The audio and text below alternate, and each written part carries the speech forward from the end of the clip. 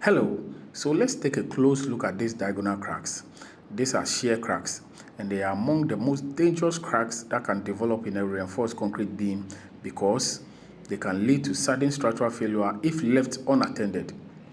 Before I explain, I would like to hear from you. What do you think caused these cracks? Let me know in the comments. Was it inadequate stirrups, overloading, poor concrete quality, or poor workmanship?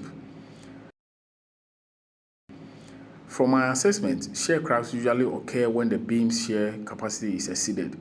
Common causes include insufficient shear reinforcement, increased loading, poor quality, or low quality concrete. The solution starts with identifying the root cause.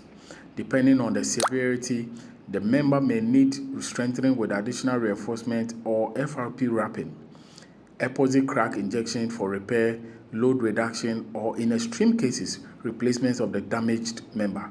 Now it's your turn. What would be your recommended solution? Share your thoughts in the comments so we can all learn together. If you found this video helpful, don't forget to like, subscribe, and follow for more practical structural engineering content. Thanks for watching.